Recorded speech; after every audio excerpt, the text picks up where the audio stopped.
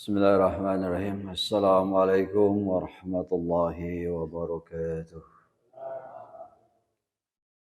Hamdan wa syukran lillah, salatan wa salaman daiman ala rasulillah, Sayyidina Muhammad ibn Abdillah, wa ala alihi wa sahbihi wa man tabi'ahu bi ihsanin ila yaumil qiyamah. Asyhadu an la ilaha illallah wahdahu la syarika lah, wa asyhadu anna Muhammadan abduhu wa rasuluhu la nabiyya ba'da. اللهم صل على سيد المصطفى وعلى آله وصحبه أهل الصدق والوفاء. قال الله تعالى في كتابه الكريم وهو أصدق القائلين أعوذ بالله من الشيطان الرجيم بسم الله الرحمن الرحيم قل إن كنتم تحبون الله فاتبعوني يحببكم الله والله غفور رحيم. الآية Sadaqallahul adzim wa sadaqa rasulun nabiyul karim wa nahnu ala zalika minasy syahidin wa syakirin alhamdulillahi rabbil alamin. Semoga Allah yang Maha menatap, Allah yang Maha menyaksikan, Allah yang menggenggam langit dan bumi menjadikan majlis ilmu, majlis zikir, majlis ini majlis yang mendekatkan diri kita kepada Allah Subhanahu wa taala. Semoga dengan wasilah kita di masjid yang kita cintai di Al-Kahfi ini menjadi bagian kita menjadi hamba-hamba yang terpilih yang kelak layak mendapatkan syafaat dari baginda Rasulullah Muhammad sallallahu alaihi wasallam, dan semoga pilihan yang terbaik bagi kita hari ini Allah berikan kepada kita dengan ketetapan iman, Islam dan ihsan. Salat dan salam Allah senantiasa curah limpahkan kepada panutan alam Habibana wa Nabiyana wa Maulana Muhammad sallallahu alaihi wasallam. Tentunya kepada keluarga, sahabat, para tabi'in, tabi'atnya insyaallah kepada kita semuanya hingga akhir zaman. Para jamaah pejuang subuh yang besar tidak disebut gelar, yang kecil tidak disebut nama, insyaallah hadir semuanya dimuliakan dan dibahagiakan Allah Subhanahu wa taala. Ada 5 ganjaran orang yang senantiasa istiqomah dengan salat tepat di awal waktu berjamaah dan senantiasa dilakukan di masjid. Yang pertama adalah salat di awal waktu ini adalah salat yang dicintai oleh Allah melebihi berbakti kepada orang tua dan berjihad di jalan Allah Subhanahu wa taala. Artinya dari Abu Hurairah radhiyallahu anhu kalau Rasulullah sallallahu alaihi wasallam sampaikan ada 3 amalan yang paling dicintai: as-salatu waqtiha, birrul walidain, jihad fi sabilillah. Bagaimana tadi di dalam surat yang ketiga di ayat yang ke-31 Allah sampaikan bismillahirrahmanirrahim qul in kuntum tuhibbunallah fattabi'uni yuhibbukumullah. Sampaikanlah hai Muhammad, tuhibbunallah, siapapun yang ingin dicintai oleh Allah, fattabi'uni, maka taatlah atas segala perintah Allah. Hari ini ketaatan ini kita wujudkan ketika azan dikumandangkan, kita tinggalkan sejenak segala urusan-urusan kita dan kemudian kita menghadiri panggilan yang terbaik di jagat raya di alam semesta ini, ketika siapapun yang menyampaikan pesan Allah melalui suara azan tadi, kita memenuhi panggilannya. Dan ketika ketaatan ini kita lakukan, maka Allah akan mencintai kita. Yuhibbukumullah. Jadi dicintai oleh Allah melebihi berbakti kepada orang tua dan berjihad di jalan Allah Subhanahu wa taala. Yang kedua adalah apa rewardnya orang yang senantiasa menjaga dengan salatnya adalah surga, adalah balasannya. Sesuatu yang barangkali hari ini yang belum bisa terlihat oleh mata, yang mungkin juga belum dibayangkan dengan akal pikiran kita, tapi kelak kita akan mendapatkan balasannya. Dan diriwayatkan oleh Abu Dawud, oleh Abu Qatadah bin Rib'i mengatakan kepadanya bahwa Rasulullah Shallallahu Alaihi Wasallam sampaikan, Allah Subhanahu Wa Taala berfirman, sesungguhnya aku mewajibkan umatmu sholat 5 waktu. Dan aku berjanji bahwa barang siapa yang menjaga waktu-waktunya, pasti aku akan memasukkannya ke dalam surga. Dan barang siapa yang tidak menjaganya, maka dia tidak mendapatkan apa yang aku janjikan.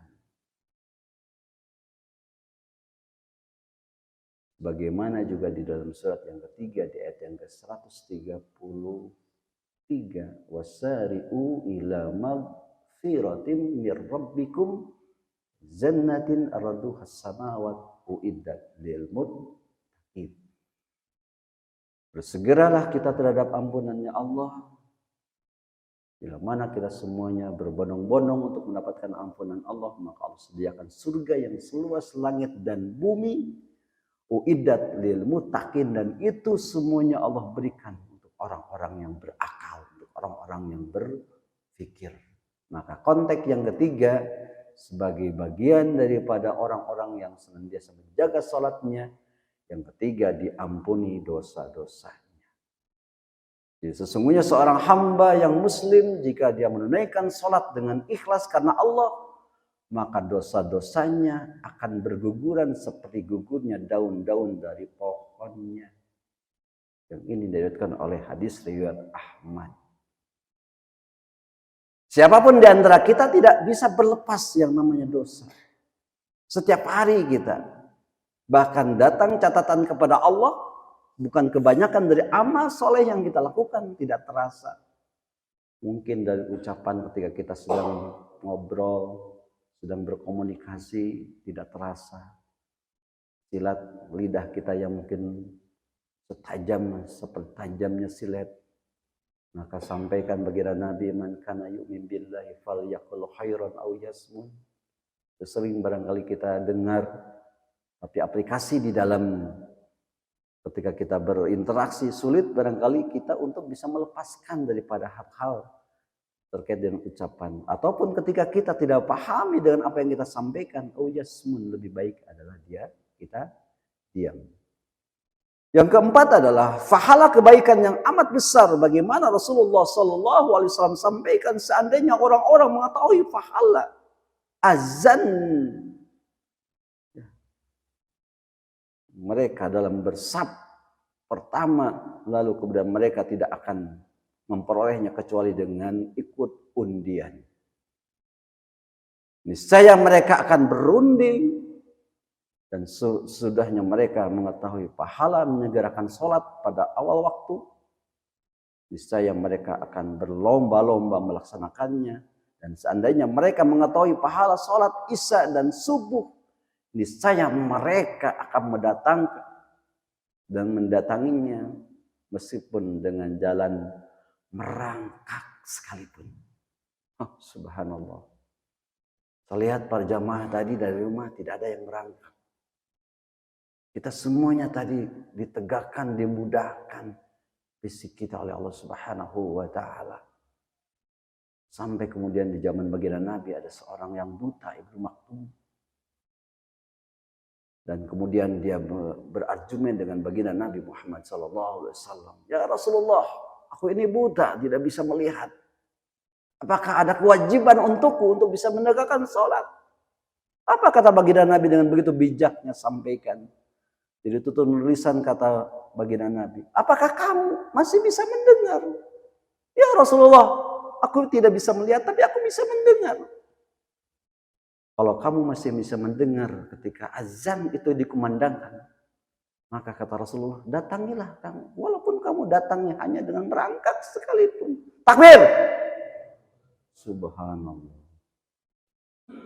Jadi kita masih diberikan oleh Allah hari ini nikmat, sehat, walafiat, lahir dan batin. Maka gunakanlah kesempatan yang Allah berikan kepada kita. Dan yang kelima adalah memperoleh 9 macam kemuliaan. Ini luar biasa ini.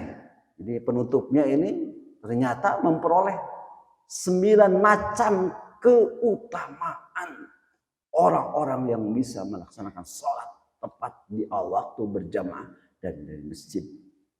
Bagaimana dari Utsman bin Affan radhiyallahu anhu, Rasulullah SAW sampaikan, barang siapa yang selalu mengerjakan salat 5 waktu dengan tepat pada waktu utamanya, maka Allah akan memuliakannya dengan 9 macam kemuliaan.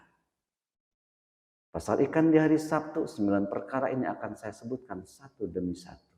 Yang pertama adalah dicintai Allah. Kita aja dicintai oleh makhluk, begitu senangnya, begitu bahagianya, begitu happy-nya. Ya, oleh pasangan kita, oleh saudara kita, oleh jamaah kita. Ketika kita tiada di sampingnya, ya, merasa kehilangan. Apalagi dengan pasangan kita lagi jauh. Ya, anak muda mungkin sering dengan slogannya, first love never die, cinta pertama yang tidak pernah hilang.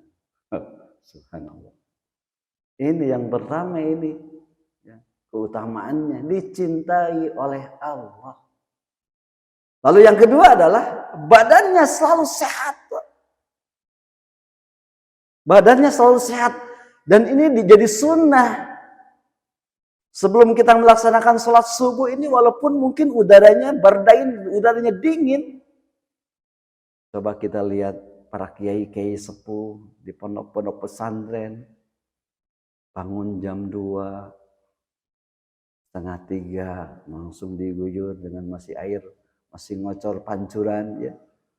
Mandi, Masya Allah, segar. Badannya itu segar. Ya. Sehat, karena di situ kunci, ya, ketika kita kemudian akan berinteraksi kita dengan Allah Subhanahu wa taala. Yang ketiga, keberadaannya selalu dijaga malaikat. Bapak, ini keberadaannya selalu dijaga oleh malaikat. Jadi ketika kita mau melaksanakan kemaksiatan, ini ada filternya, ada remnya. Karena kita pahami dan kita yakini di samping kanan dan kiri kita ada malaikat yang senantiasa, CCTV-nya yang tidak pernah lepas.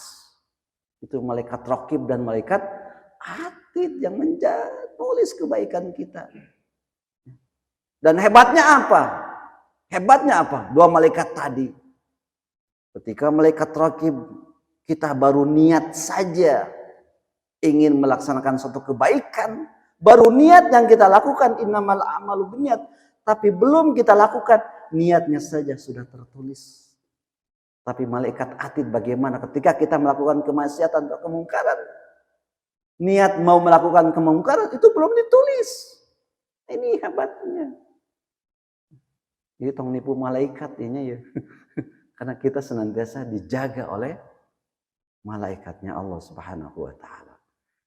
Lalu yang keempat, apa? Rumahnya senantiasa ada dan keberkahan. Ya. Kalau kita potret rumah baginda Nabi itu tidak seperti rumahnya kita barangkali yang beralaskan keramik, granit, marmer, campernik. Kita lihat rumah Rasulullah SAW saat ketika Rasul dikepung oleh pemuda-pemuda Quraisy karena dihargai. Kepala baginda Nabi itu dihargai dengan 100 ekor unta, 100 ekor kuda. Masya Allah, begitu mahalnya.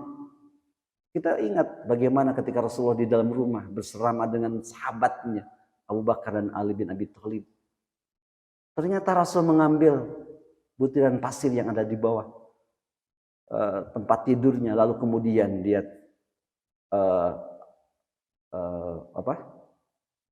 tebarkan, dan seketika pemuda-pemuda Quraisy yang mengepung dia semuanya terlelap dengan tidurnya. Ini menandakan bagaimana rumah Rasulullah. Tapi Rasulullah menjadikan rumah itu dengan filosofi yang hari ini viral bagi kita. Baiti jannati, rumahku adalah surgaku. Nah ini kenapa? Karena di situ rumah Rasulullah hadirnya riyadhah ruhiyah, berbanyak dengan amalan-amalan sunnah. Sudah kita lakukan dengan amalan sunnah, dengan sholat malamnya, dengan tilawahnya di rumah kita. Nah, kita ke sini ini menjadi reward ketika kita sholat berjamaah di awal waktu ini, ada keberkahan di rumah kita. Lalu yang kelima adalah wajahnya menampakkan jati diri orang yang soleh. Jadi wajahnya menampakkan jati diri orang yang soleh. Kenapa? Karena terjaga dengan wudunya. Sebagaimana baginda Nabi sampaikan. Wujuhum kal qamari lailatul badri. Wajahnya bercahaya seperti bulan purnama. Subhanallah. Jadi kalau kita ketemu bisa membedakan Pak. Orang yang terjaga dengan wudu, yang terjaga dengan sholat. Dari wajahnya terlihat kesolehannya. Dan kita berinteraksi ngobrol itu adem, enak, komunikatif seperti itu. Yang terucap dari bibirnya kata-kata yang bijak, yang terjaga dari lisannya.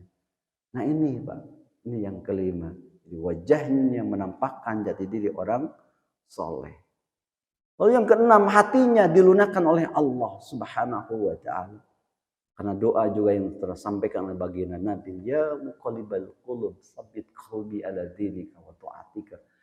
Rabb, engkau yang membolak-balikan hati hambamu, lunakkanlah, lembutkanlah hati hambamu senantiasa dalam ketaatan kepadamu. Lalu yang ketujuh, akan dipermudah saat dia akan menyeberang sirat jembatan di atas neraka seperti kilat kalbak, seperti kilat yang menyambar. Insyaallah. Ini amalan-amalan yang bisa menghantarkan kita nanti melewati satu jembatan yang menurut qaul ulama menyampaikan jembatan tadi, kalau kita membayangkan bagaimana jembatan itu seperti halnya rambut kita yang dibagi 7. Kita nggak bisa membayangkan rambut saja tidak dibagi 7, barangkali kalau ukuran logika tidak akan mungkin kita sampai. Itu dibagi 7 Pak, tidak mungkin kita bisa menyeberang. Tapi yang kemudian meyakinkan kita karena kita iman kepada Allah Subhanahu wa ta'ala, ini rewardnya. Orang yang menjaga sholat di Allah waktu ini, ternyata Allah akan menyeberangkan dia ini seperti kilat yang menyambar. Karena saat itu banyak orang yang berjalan di atas jembatan sirat ini. Ada yang terseok-seok, ada yang berjalan, ada yang di tengah-tengah, sampai ada di tepian mau nyebrang, masih juga lepas. Nah ini, kalau kita bisa menjaga sholat di Allah waktu ini, akan menyeberang sirat ini seperti kilat yang menyambar. Yang kedelapan, dia akan diselamatkan oleh Allah dari keadaan api neraka. Dan yang kesembilan, Allah akan menempatkannya di surga kelak, bertetangga dengan orang-orang yang tidak ada rasa takut bagi mereka dan tidak pula yang bersedih hati. Itulah reward di antara orang-orang yang senantiasa menjaga salatnya di awal waktu. Semoga kita semuanya diberikan kemampuan oleh Allah Subhanahu wa ta'ala untuk terus-menerus menjaga salat kita. Dan mindset yang ada dalam pikiran kita, salat itu bukan kewajiban, tapi mindsetnya kita rubah. Salat itu adalah kebutuhan. Ya. Kebutuhan. Kenapa kita butuh? Karena kita masih diurus oleh Allah Subhanahu wa ta'ala. Demikian barangkali kajian subuh kita kali ini di Jumat pagi ini, semoga menjadi inspirasi bagi kita untuk terus menjaga kualitas ibadah kita kepada Allah Subhanahu wa ta'ala dengan terus menjaga sholat di awal waktu, berjamaah di masjid. Apapun kesibukan kita, ketika kita sedang berjalan, berkendaraan, saat ketika azan dikumandangkan, kita mampir kendaraan kita mampir kesibukan kita untuk kemudian memenuhi panggilan dari Allah Subhanahu wa ta'ala. Insya Allah, kalau itu kita lakukan, layak kita mendapatkan kebahagiaan dunia dan kebahagiaan akhirat. Demikian yang sampaikan, tidak lupa jamaah yang ada di masjid maupun yang di rumah, ambil gadgetnya, ambil HP-nya, tidak lupa buka. Di YouTube ada Masjid Al-Kahfi Adipura. Tinggal like and share dan tidak lupa subscribe serta komennya. Semoga keberadaan Masjid Al-Kahfi ini akan dikenal lebih luas di jagat maya dunia ini. Terima kasih. Wallahu muwaffiq wal muwaffiq. Assalamualaikum warahmatullahi wabarakatuh. Sallallahu alaihi